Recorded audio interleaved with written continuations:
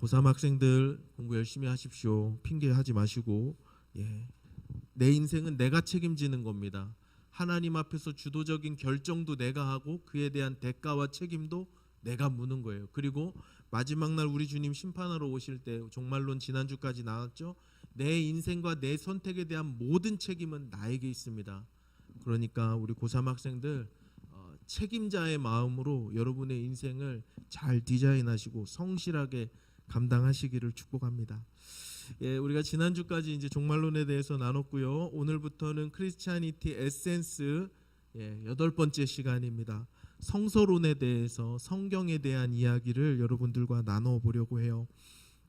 우리가 그동안 어떤 주제로 말씀을 나눴냐면요, 1월 달에는 수련회를 가서 예배에 대한 이야기, 그리고 2월에는 신론, 하나님에 대한 이야기, 그리고 사순절 보내면서 기독론, 교회론, 인간론, 기도론, 종말론, 이렇게 7가지 주제에 대해서 말씀을 나눴고요. 오늘부터는 이제 성경에 대한 이야기, 성서론 이야기 해보려고 합니다. 성서에 대해서, 성경에 대해서 어떻게 주제를 잡고 여러분들과 하나님 말씀을 나눌까?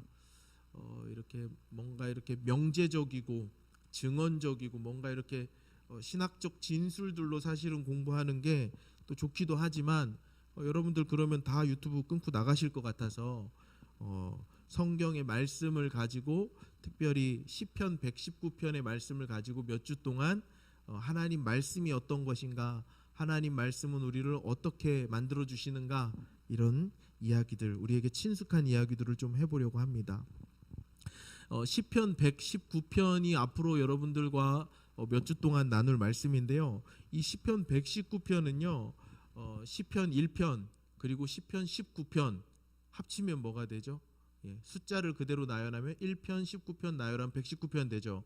1, 19, 119는 시편에서 대표적인 하나님의 율법을 찬양하는 율법 시편입니다. 하나님의 말씀에 대해서 노래하고 있는 시편이 1, 19, 119예요. 외우기도 쉽죠. 그래서 119편은 하나님의 말씀을 찬양하고 하나님의 말씀을 노래하는 아주 대표적인 시편입니다. 그래서 성서론을 이야기하면서 이 시편 119편의 노래를 가지고 같이 묵상하고 나눠보려고 합니다. 이 시 119편은요, 굉장히 특별한 성경입니다. 그러니까 성경의 수많은 장 중에 시편 119편, 시편 119장은 아주 특별한 장이에요. 몇 가지 이유가 있는데요. 첫 번째는 이 길이입니다. 길이. 여러분 어플로 혹시 시편 119편을 찾을 수 있는 분들은 찾아서 몇 절까지 있나 보세요. 와, 성경에 한 60절 있는 장도 흔치 않은데 이 시편은 176절까지 있습니다. 뭐 이렇게 길게 써놨는지, 하나님 말씀에 대한 찬양과 하나님 말씀에 대한 이야기들이 그만큼 많은 거죠. 굉장히 긴 절로, 내용으로 이루어져 있고, 성경에서 가장 긴 장이 바로 시편 119편입니다. 그래서 특이하고요. 시편 119편이 특이한 또 다른 이유가 있습니다. 바로 이 시편이 이 알파벳 시편이라는 알파벳이라는 시인데요. 예를 들면 힙합 가수들이 노래를 할 때, 랩을 쓸 때 힙합의 기본은 라임과 플로우잖아요. 라임을 맞춥니다. 그죠? 앞 글자를 이렇게 다 맞추는데 이 시편 119편은 8절씩 다 앞 글자가 똑같아요. 그래서 176 나누기 8 하면 22가 되죠. 히브리어 알파벳이 22개인데 8절씩 히브리어 알파벳 A부터 Z까지 이렇게 쭉 나열되어 있는 시가 바로 이 시편 119편입니다. 그래서 아주 특별하죠. 이 시인이 하나님의 말씀을 어떻게 아름답게 찬양할 수 있을까 고민하면서 아마 이 시를 적었던 것 같아요. 자, 오늘부터 우리는요 8절씩 이 시편을 가지고 한번 사색해 보도록 하겠습니다. 오늘 우리가 처음 읽은 1절부터 8절까지의 말씀인데요. 자, 오늘 읽은 1절부터 8절까지의 말씀에서 하나님의 말씀은 우리에게 어떤 의미인가? 하나님의 말씀은 우리에게 어떻게 다가오고 하나님의 말씀은 우리에게 어떤 좋은 일들을 행하는가에 대해서 알아보길 원하는데, 그 첫 번째는 바로 이것입니다. 한번 같이 읽어볼까요? 예, 한번 읽어보겠습니다. 시작. 하나님의 말씀은 우리를 완벽하게 합니다. 본문 1절을 한번 같이 읽어보면요. 시작. 행위가 온전하여 율법을 따라 행하는 자들은 복이 있으며 라고 말합니다. 자, 이 말은요, 사실 이 시편은요, 이게 시다 보니까, 이스라엘 말을 한국말로 번역한 시다 보니까 우리 한글 성경으로 읽어도 참 좋지만, 더 좋은 거는 뭐 우리가 이스라엘 말은 잘, 히브리어는 잘 모르니까 영어 성경으로 읽으면 조금 더 이렇게 시 같아요. 그래서 전사님이 옆에 이렇게, 준우 선생님, 요게 화면으로 나오고 있습니까 지금? 예, 그 밑에 영어를 적어놨는데요. 해석은 잘 안 되지만 한번 읽어봅시다. Blessed are those whose ways are blameless, who walk according to the law of the Lord. 자, 이게 무슨 말이냐 대충 보니까 나중에 어려운 건지 심지현 선생님께 여쭤보고, 하나님의 말씀을 따라 걷는 사람들의 인생은 blameless, 흠이 없다는 거예요. 흠잡을 게 없다는 거죠. 곧 무슨 말씀이냐, 하나님의 말씀을 따라 걷는 그 사람이 곧 완벽한 인생이라고 하나님이 말씀하시는 거예요. 이 완벽함에 대해서 여러분 좀 생각해 보려고 합니다. 여러분, 사람들은 다 저마다의 완벽함을 추구합니다. 이 완벽함을 추구하는 모습은요, 다른 사람들에게 굉장한 신뢰감을 줘요. 완벽함을 추구할 때 우리는 다른 사람들로 인정받게 되고요, 또 사회에서 좋은 자리에도 오를 수 있습니다. 세계에서 가장 완벽함을 추구하는 민족은요, 유대인이라고 합니다. 이 유대인들은 이스라엘 지역 혈통이죠. 근데 이 유대인들이요, 미국인들이 가지고 있는 부의 20%를 가지고 있대요.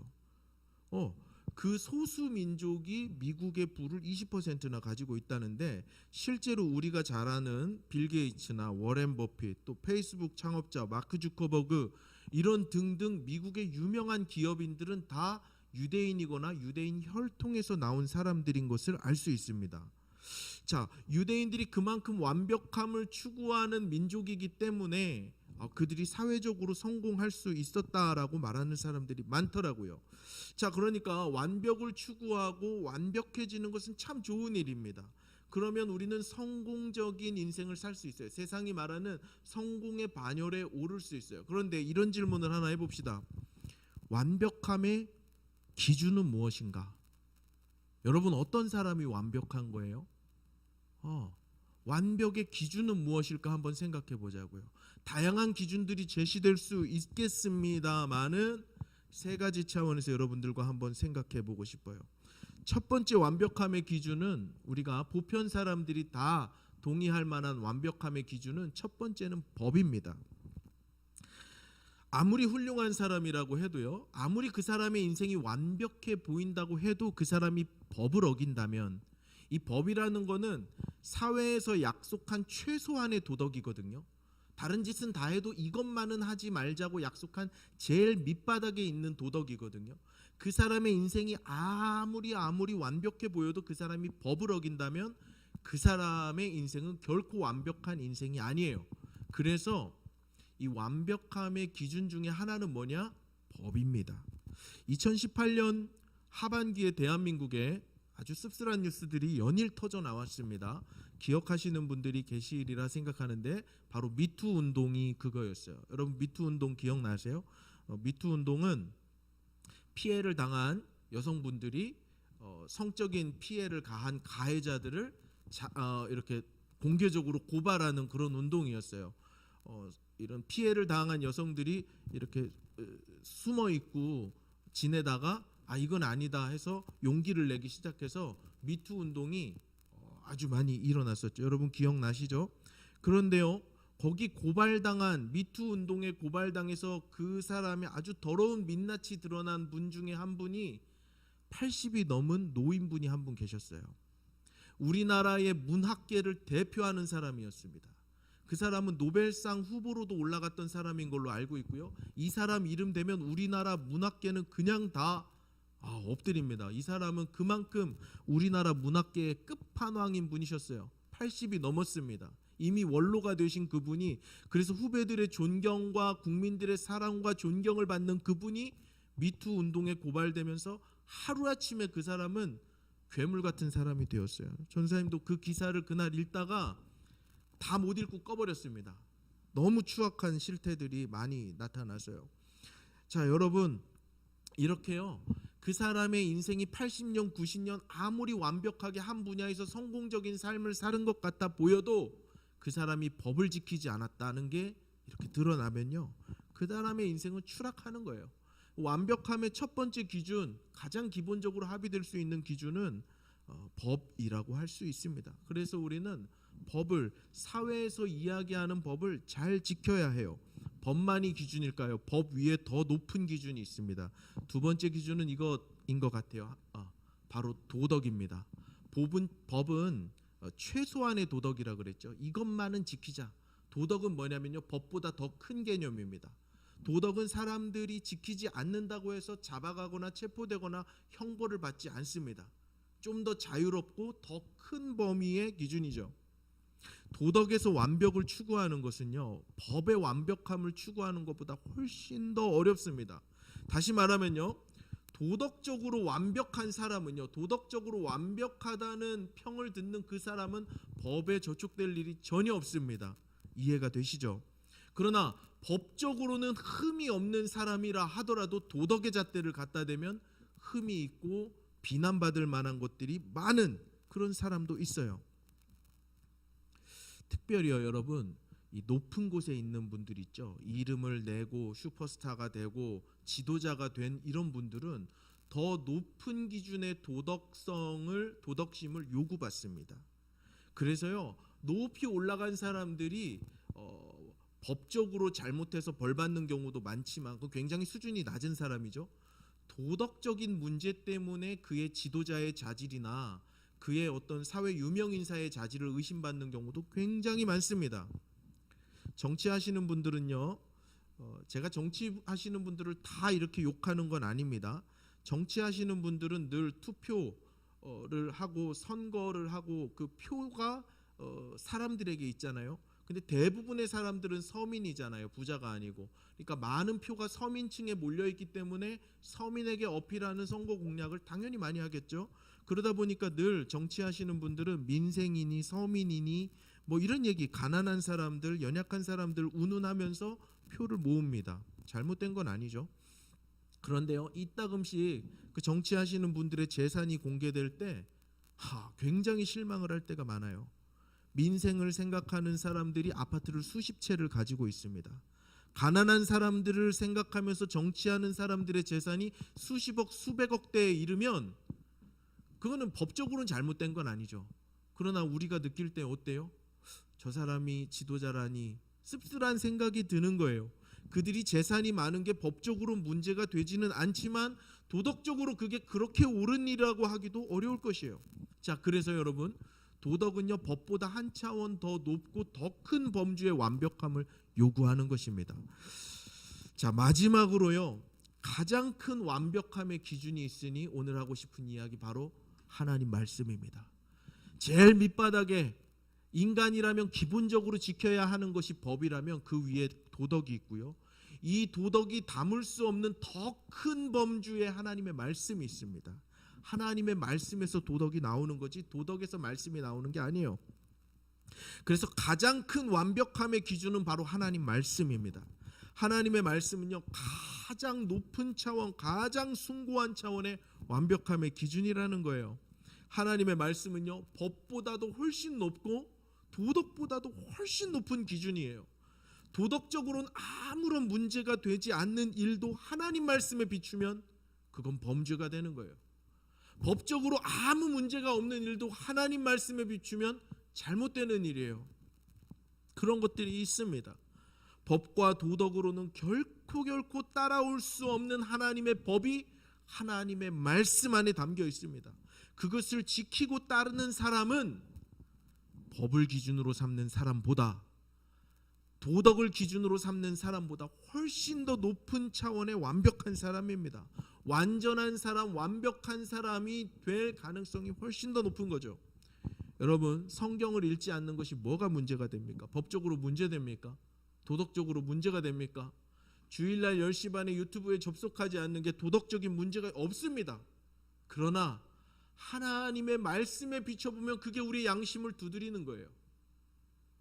하나님의 말씀에 비춰보면 그것이 내 마음을 아프게 하는 겁니다. 예배드리지 않고 신앙생활하지 않고 말씀 보지 않고 기도하지 않는 것, 도덕이나 법으로는 어떻게 할 수 없어요. 그러나 하나님 말씀을 비추면 우리의 양심이 타는 것 같이 괴로운 것이죠.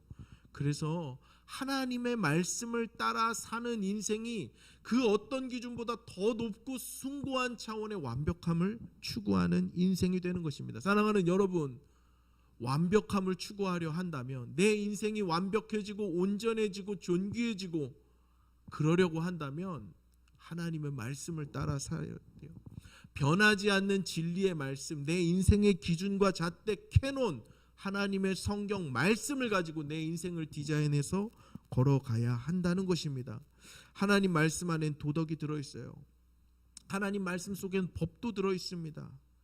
모든 것 위에 하나님의 말씀이 있어요. 그래서 우리는요, 하나님의 말씀을 늘 상고하면서 하나님의 말씀을 생각하면서 그 말씀을 따라 살려고 애쓰고 노력하다 보면 도덕과 법은 자연스럽게 지켜지는 겁니다. 그건 신경 쓰지 않아도 되는 것이죠. 하나님 말씀은 모든 것 위에 있기 때문입니다. 그래서요, 3절의 말씀은요, 그들이 하나님 말씀을 따라 사는 그들이 불의를 행하지 않는다고 말하고 있어요. 하나님 말씀을 따라 살면 불의한 일을 피할 수 있습니다. 고민하지 않아도 됩니다. 하나님 말씀대로만 살면 법에 저촉될 일이 없고 남을 해할 일이 없습니다. 사랑하는 여러분, 완벽한 인생을 꿈꾸고 성공적인 삶을 살기를 원한다면 그래서 하나님의 말씀을 따라가는 겁니다. 그래서 하나님의 말씀이 내 길에 빛이 되는 거예요. 내 발의 등이 되는 것입니다. 변치 않는 기준이 되는 거죠. 저는 저와 여러분이 변치 않은 하나님의 말씀 따라 사는 사람들 될 수 있기를 주님의 이름으로 축복합니다. 아멘.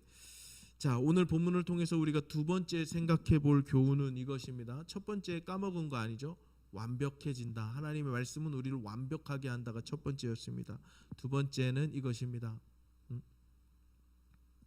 네, 한번 같이 읽어보겠습니다. 시작. 말씀대로 사는 사람은 복을 받는다.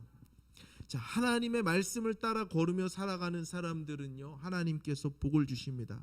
성경은 분명하게 반복적으로 이야기하는데 진정한 축복은 하나님 말씀 안에 있다는 것입니다.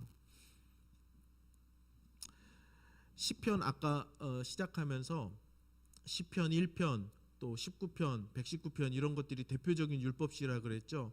시편의 시작을 여는 시편 1편, 아까 우리 권준우 찬양 인도자님이 찬양 인도하신 그 두 번째 찬양, 복 있는 사람은 뭐 악인의 꾀를 쫓지 아니하고, 그게 시편 1편의 가사예요. 근데 시편 1편과 시편 119편의 공통점이 있습니다. 그건 뭐냐면요, 다 하나님의 말씀에 있는 축복을 강조한다는 거예요. 그래서 한글 성경으로 읽을 때는 그게 잘 안 보이는데 복이라는 글자가 저 문장 끝에 가 있는데요, 히브리어 성경 원어로 읽다 보면 1절 첫 단어가 아세르, 복입니다. 복이 있도다 하면서 선포하고 있어요. 자, 하나님 말씀에는 복이 있습니다. 하나님의 말씀을 지키고 따르는 사람은 복이 있어요. 하나님께서 반드시 그에게 하나님의 차원의 신적 차원의 축복을 주십니다. 하나님의 말씀을 따라서 우직하게 걸어가는 사람은 반드시 하나님의 축복을 받게 되는 거죠. 수많은 사람들이 말씀 안에 거하면서 말씀 따라 걸어가면서 축복을 받았습니다. 하나님의 말씀이 우리를 존귀하게 하는 거예요. 여러분, 창세기 12장에 등장하는 아브라함이라는 사람을 아실 거예요. 아브라함은 믿음의 조상입니다. 그리고요, 이 아브라함에게는요, 성경에서 준 진짜 값진 칭호가 하나 있는데, 이사야 41장에 보면 아브라함을 하나님의 벗, 나의 벗, 이렇게 하나님이 말씀하세요. 하나님이 직접 사람에게 나의 벗이라고 말하는 사람은 아브라함밖에 없어요. 지명에서. 예수님이 저기 요한복음에 가면 너희들을 내 친구라 이렇게 하지만 너희들은 이제 이렇게 무리를 지은 거고, 한 사람의 이름을 특정하면서 벗이라고 말한 사람은 이 아브라함밖에 없습니다. 굉장한 사람이, 위대한 사람입니다. 믿음의 조상입니다. 모든 그리스도인들의 믿음의 뿌리가 되는 사람이 아브라함이에요. 엄청난 축복을 받았습니다. 그들은 아브라함은요, 이 신앙도 레전드였는데요. 사실 이 아브라함의 재산을 조사해 보면 이 사람이 굉장히 물질적으로도 풍요롭고 축복된 삶을 살았다는 것을 알 수 있습니다. 이 사람은 창세기 10장 14장 보니까 거느리는 종이 314명이나 있었대요. 직원이 300명이 넘는 회사는 거의 대기업 아닙니까? 이 정도면 대기업 사장님급이에요. 자기 조카와 함께 양을 이렇게 기르는데 땅이 좁아서 같이 거할 수 없을 정도로 이 사람은 거부였습니다. 엄청난 부와 축복을 누리는 아브라함이었어요. 그런데 아브라함의 뒷조사를 좀 해볼 필요가 있습니다. 이 사람이 처음부터 이렇게 복된 삶을 살았던 인생이 아니에요. 이 아브라함의 아버지가요, 데라라는 사람인데요. 이 데라라는 사람은 갈대아 우르 지역에서 살았다고 합니다. 그러다가 아브라함하고 같이 하란 땅으로 이사 왔는데 성경에는 이 데라 아저씨의 직업이 무엇인지 잘 밝혀지진 않아요. 근데 이스라엘 사람들은요, 이 성경 말고도, 성경은 진리죠. 정확무어한 하나님의 말씀이죠. 신앙과 행위에 흠결이 없는 하나님 말씀이 성경이죠. 그런데 이 성경 말고 그 정도 진리는 아니지만 그래도 비슷하게 참고할 수 있을 만한 참고서 같은 전승들이 내려와요. 근데 그런 전승들을 읽어보면요, 아브라함의 아빠 데라는 갈대아 우르에서 우상을 파는 사람이었대요. 우상장수의 아들이 아브라함이었어요. 자, 우상이라는 것은 무엇입니까? 하나님이 가장 미워하고 싫어하는 것이 바로 우상이죠.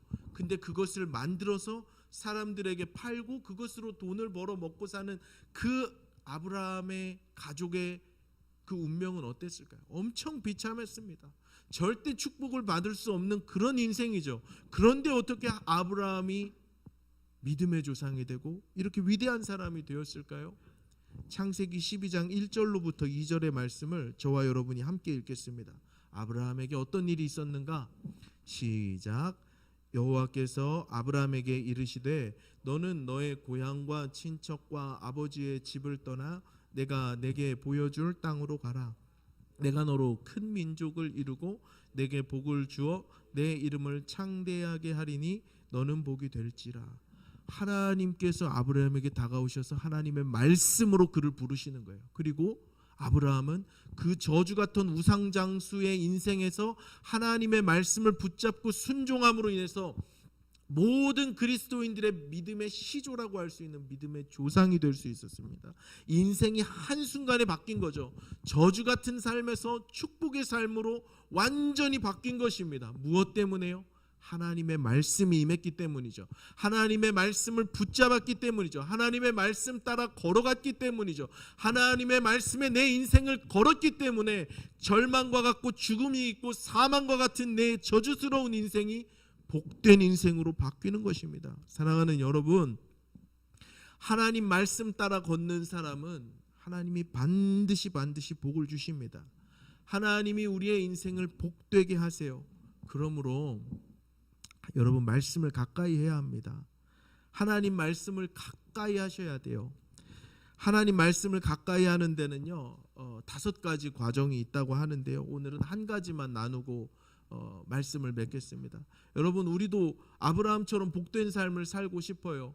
뭐 워렌 버핏, 빌 게이츠, 아까 그 유대인들 나왔잖아요. 그 사람들이 뭐 어쨌든 유대인 배경에서 철저하게 율법을 지키고 하나님 말씀을 상고하는 사람들의 가정에서, 그런 교육에서 이렇게 자라났다고 하는데, 우리도 뭐 하나님께 복음 받고 싶습니다.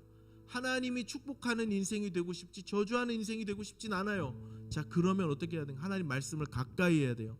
말씀을 가까이 한다는 건 무엇인가요? 추상적이잖아요. 5가지 단계가 있다는데 다 해봐야 뭐 까먹을 테니까 가장 1단계 하나만 가르쳐 드리겠습니다.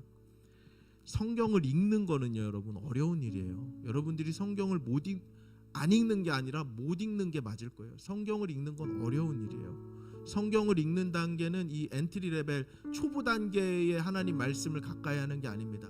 첫 번째 단계는 뭐냐? 하나님 말씀을 듣는 거예요. 하나님 말씀을 계속 듣는 겁니다. 반복적으로 하나님 말씀에 내 귀를 노출시키는 거예요. 끊임없이 듣는 겁니다. 사랑하는 여러분, 하나님 말씀을 들으세요. 성경 어플을 다운받아서 플레이하면 말씀이 그냥 막 지나갑니다. 그거 들으세요. 그냥 이해하려고 하지 말고 그냥 들으세요. 그렇게 듣는 겁니다. 그리고 그게 와이파이가 안 잡혀서 뭐 하기 어려우면 전도사님 설교를 들어도 좋아요. 반복적으로 들어도 좋습니다. 저는요, 전도사님은, 저는 부끄럽지만 제 설교를 최소한 한 번은 모니터합니다. 많이 들으면 5번 볼 때도 있고 5번 더 들은 제 설교도 있어요. 왜 듣느냐? 여러 가지 의미가 있는데, 첫 번째는 혹시 전도사님이 설교하면서 여러분들에게 나쁜 습관 있는가 고치려고 듣는 것도 있어요. 하지만 설교를 쓸 때 다르고 선포할 때 다르고 나중에 녹음한 거를 들을 때 달라요. 우리 공동체에게 주시는 말씀이 기록할 때 다르고 선포할 때 다르고 들릴 때 달라요. 기록할 때 몰랐던 것이 선포할 때 깨달아지고, 선포할 때 몰랐던 것이 들었을 때 깨달아질 때가 많아요. 그래서 전도사님도 제 볼품없는 설교를 듣고 또 듣습니다. 그리고 전도사님이 좋아하는 목사님들의 설교는 10번 20번 계속해서 반복해서 들어요. 집에서 뭐 이렇게 다른 일 할 때, 머리 안 써도 되는 일을 할 때는 꼭 설교를 듣습니다. 대중교통을 탈 때 차가 흔들려서 책을 보기 어려울 때는 꼭 설교를 듣습니다. 물론 다른 것도 볼 때 있습니다. 근데 대부분 설교를 듣습니다. 왜요?